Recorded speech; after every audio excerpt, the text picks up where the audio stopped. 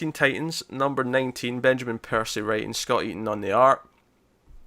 This is wrapping up. This is actually Percy's final issue of Teen Titans, actually. I almost said Green Arrow there. But that's his final issue of Teen Titans. And it wraps up the story we've had where Beast Boy's kind of become indoctrinated in this weird Peter Pan cult that's using this tech to like control all these kids and, you know, to try and like take over the world, I guess. I mean, that plot was fine. It was whatever. It wasn't super interesting, whatever. This issue was a bit more fun with it because Beast Boy's being controlled and he turns into like a giant like flying monster, and Robin ends up like fighting him with Goliath. So we get like Beast versus Beast in the sky. Meanwhile, young Wally has to phase into all of the kids' heads to take out their implants to like stop them all. He's all like freaking out. He's like, I can't do that. I mean, I've phased into some things, but like brains are another matter. Like I could like cause an accident and they'll think they're a dog.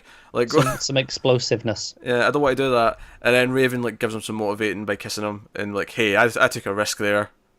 You go take a risk with these people's brains. That was actually something that reminds me in Flash. Robin references this relationship that him and Raven have, and obviously I've not really seen much of that. So, how's that been playing? It's not a super thing at the forefront. It's been kind of like hinted at a few times where she went to go get him and he left the team, and then he stuck up for her at one point, and it's been kind of hinted at. This was kind of the first proper real like acknowledgement of it in any big way outside of someone's got a crush. But it's been there, you know. It's been ticking over in the last couple of months. So that's that, and it all wraps up. Honestly, like the actual wrap up of it, and it's like, okay, we're Titans, we do this together. They're kind of bonded as a team a little bit more than they have been recently, because they split up. The tower got destroyed. We actually end with them having like a picnic near the sort of half destroyed tower. And the most interesting thing, of course, is the big final page where Brainiac shows up with multiple ships behind him. It's like the bomb's like, to be continued and no justice #1. Yeah. So that's cool. That's your big final thing. So like you say, there's a lot of things this week. There's setting up the new Teen Titans in Flash with Damien showing up for Wally. This setting up young No Justice. Yeah, I'm looking forward to getting into that stuff. Yeah. Not too long to wait now. I think next issue is the special, right?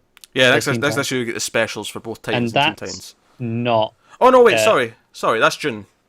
A month off. I didn't say next month. I said next issue. Okay, sure. But just for the record, it's June that we're getting those. That's fine. But that's the new writer that's on that, yeah? Yes, that's the start of the new runs, yeah. Yes, so that'll be where I'll be jumping on. Have a look and see what they do. So no, I mean, it wasn't an amazing issue. It was a fine issue. Had some fun beats here or there. Kind of like a lot of Percy's Teen Titans. It's been solidly kind of entertaining and fun, but never kind of like it's not been his Green Arrow. His Green Arrow definitely shoot for the moon a little bit more and felt a bit more rounded in that sense. Teen Titans has just been more sort of like, constant kind of a B book. Occasionally dip into a C, but often obviously a B. I've not read much of this one, but do you think the art elevated Green Arrow a bit?